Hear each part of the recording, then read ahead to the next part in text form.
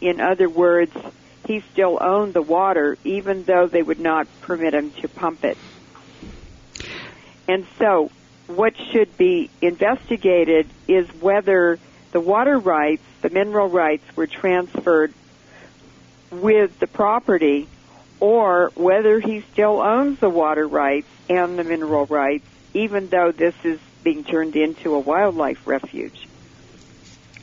Right. Well, yeah, what appears to be the case is that Lexam Explorations Incorporated, a Canadian company, owns 75% of the mineral rights, and the other 25% is owned by ConocoPhillips. Oh.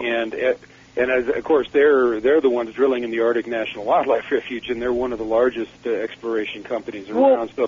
Well, let me tell you what's really happening. The U.S. is a great big turkey sitting on a plate, and the Canadian corporations are sharpening their knives and coming in and cutting into the resources here. Newmont Mining is a good example. They're running the biggest gold mine, I think, in the world in Nevada, and it's on Western Shoshone land. They don't have legal right to it, and they're taking $1 billion a year of gold out of it. And I went to the Western Shoshone Spring Gathering just a few miles from that mine in the year 2000, and I had a gold ring on, just a simple one, and Mary and Carrie, I've forgotten their last name. Anyway, they're the two biggest Shoshone land rights. Mary and Carrie Dan are the two biggest Shoshone land rights activists in the United States. And Carrie walked up to me, and she saw my gold ring, and she said, "You are wearing my mountain." And she was referring to that Newmont gold mine, which is sucking all the groundwater out of the ground. It's a very arid environment anyway, and they're poisoning all the groundwater in that area. So, so Newmont Mining and Conoco and these Canadian corporations are coming down and pumping and raping the U.S., and U.S. corporations are going up to Canada and pumping and raping Canada. And each of the provinces in Canada are carved up like a turkey, just like the regions in the U.S. And we have 10 regions which President Nixon established under executive order. And what's happening now is executive orders and proclamations are being executed by presidents, circumventing the will of the people and the vote of Congress. And they are law. So actually, we're losing our constitutional rights, and everything is being privatized. And believe me, we're just a bunch of cattle that are going to be herded into pens in these cities. And there will be complete control. It's going to be worse than any totalitarian government that has existed on this earth. Well, you're familiar with the Law of the Sea Treaty, correct? Not exactly. Okay, because my understanding is it's the UN who is trying to gain control of water all over the world.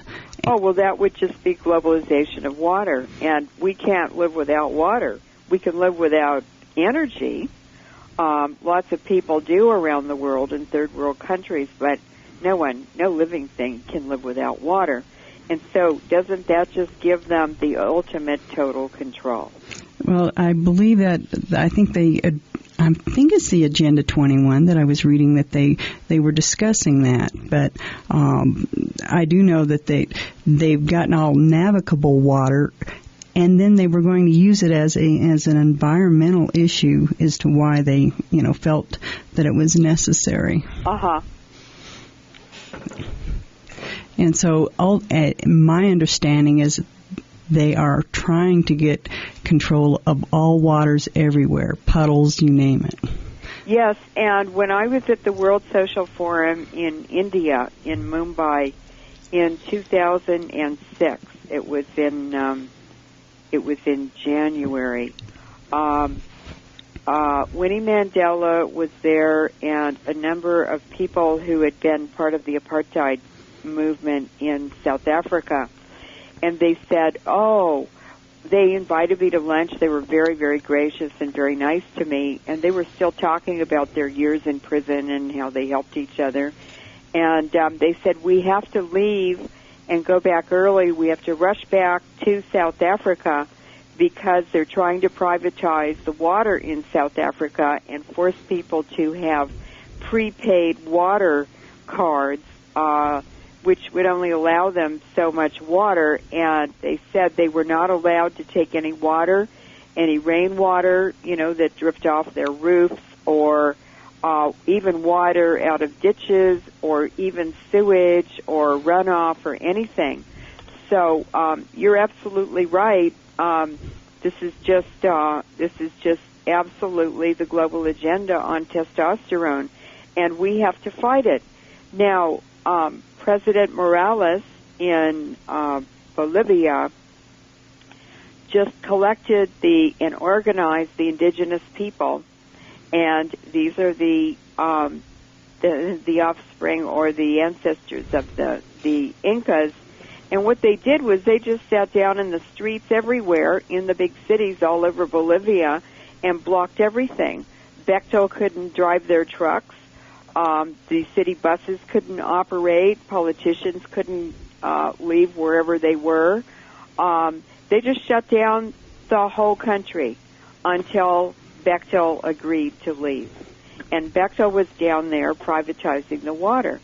And the indigenous people, because they're the target of such focused and long-term genocide and extermination, they know that they're fighting for their lives, for their existence, for their future, every moment, every waking, sleeping moment.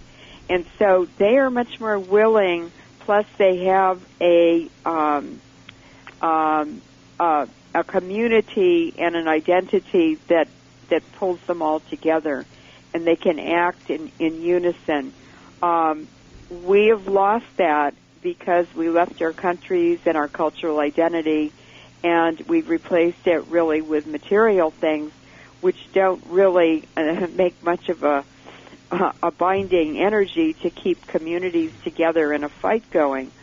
So it's really the indigenous people around the world who know they're being exterminated that have put up the greatest and the most successful fights against water privatization, and in Africa against genetically modified foods. And the Africans said, no ships with GM food are allowed to land in our ports.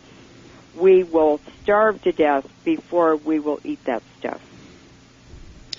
So you're saying then the people in other countries, particularly the indigenous, are more aware of what the agenda is than we may be here at home.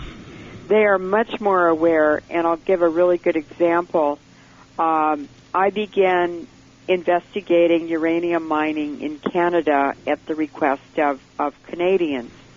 And very quickly, also I'm an expert witness for Alex Adamanenko, who is a member of the Canadian Parliament and represents the Doukhobor, or Russian community, particularly in the Kootenays of the southeastern part of British Columbia. And so he wanted a report on depleted uranium from me, and I brought Major Doug Rockey into it, and then Alfred Weber, who's an excellent lawyer in Vancouver. And actually, Alfred sued David Rockefeller.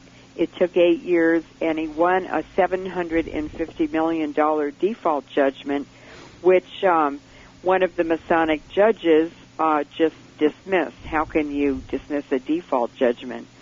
But anyway, I wanted to investigate the use of depleted uranium and the manufacture in Canada, and I just couldn't find the solid evidence until I began working with the indigenous people. And they see the chronic wasting disease in wild game around the Canadian Forces bases and the gunnery and bombing ranges in Canada. And of course, this is caused by depleted uranium and other toxic substances that the military leaves behind. And it also causes mad cow disease in cattle. And if you look at a map of mad cow disease and chronic wasting disease in Canada, the highest rates are right around or downwind or downriver from military bases.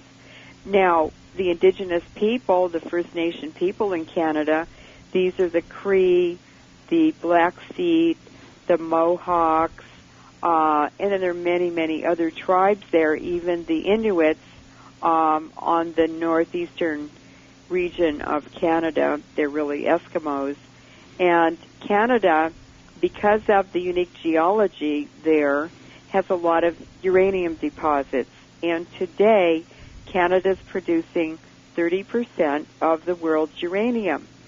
Now, I knew that Canadian weapons manufacturers, Lavalin in particular, that they were manufacturing munitions for the U.S. government, and that these were for the Iraq and Afghanistan and Yugoslavian wars. So I also suspected they were manufacturing depleted uranium weaponry, but I could never get any proof until I began working with the Mohawks. And what they found when they were demonstrating against a uranium mine within the last year was they were looking for an escape from the demonstration area because the provincial police always beat them up and break their arms and legs and kill them sometimes.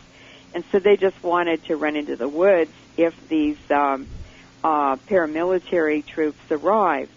And what they discovered north of Charlotte Lake in Ontario when they walked into the woods, and that is their territory, it is not private land, it's their territorial tribal lands.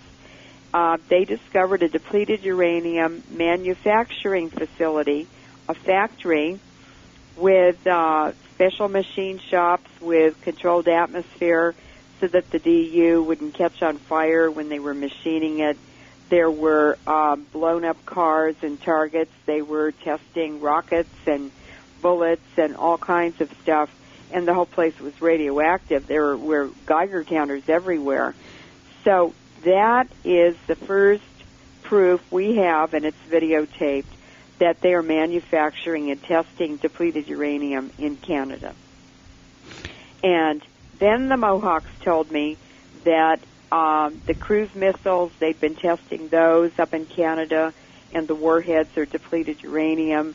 And then they told me that the U.S. Navy is shooting depleted uranium in the coastal waters around Nanaimo and the Georgia Straits off of British Columbia. So the indigenous people are the most aware. They have cultural integrity. And in Canada, the Mohawk women own the land, which is traditional in indigenous cultures that have not been in contact with the West.